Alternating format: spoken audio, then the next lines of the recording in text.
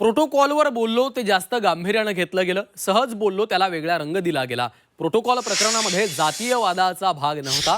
भूषण गवई यांनी प्रोटोकॉलच्या प्रकरणामध्ये देखील टू द पॉइंट भूमिका मांडली आहे. सरन्यायाधीश असताना प्रोटोकॉल न पाळल्याबाबत आपण केलेल्या वक्तव्याला नंतरच्या काळामध्ये जास्तच गांभीर्यानं घेतल्याचं निवृत्त सरन्यायाधीश भूषण गवईंनी सांगितलं.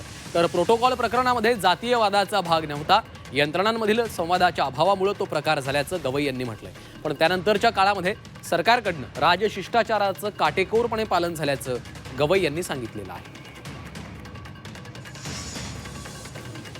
तुम्ही जेव्हा पहिल्यांदा चीफ जस्टिस म्हणून तुम्ही सरन्यायाधीश म्हणून तुम्ही मुंबईत आला होतात, तेव्हा तुमचं एक स्टेटमेंट आलं होतं की तिथे प्रोटोकॉल म्हणून काही अधिकाऱ्यांनी येणं गरजेचं होतं. तिथे तुम्ही म्हणालात की तुम्ही स्वतः म्हणालात की मी काय प्रोटोकॉल वगैरे पाळत नाहीत, पण तरी जेव्हा महाराष्ट्रातली एखादी व्यक्ती सर्वोच्च पदावरती तिथे असेल तर त्यांना तिथे DG असतील, CP असतील किंवा चीफ सेक्रेटरी असतील, यांनी तिथे येणं गरजेचं होतं.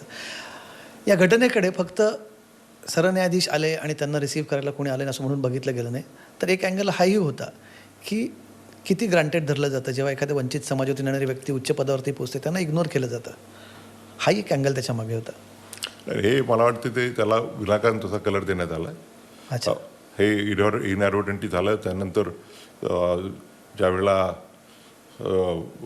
हे मी I spoke in a lighter vein, ज्यावेळेला माझा महाराष्ट्र आणि गोवा बार काउन्सिलचा सत्कार होता आणि मी तेच म्हटलं की लोकांनी भरपूर प्रेम दिलेलं आहे, पण महाराष्ट्र शासनाच्या अधिकाऱ्यांना आपल्याच राज्यातील चीफ जस्टिस आलेला असताना काय प्रोटोकॉल आहे तो कसं पाळावं हे समजलेलं दिसत नाही.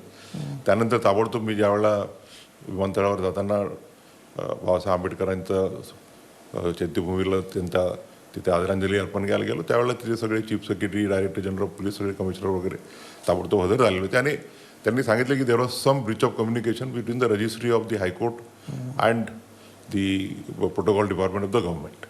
आणि त्यानंतर जेव्हा मी कुठे महाराष्ट्रात आलो त्यावेळेला प्रत्येक ठिकाणी प्रोटोकॉल पाळला गेला.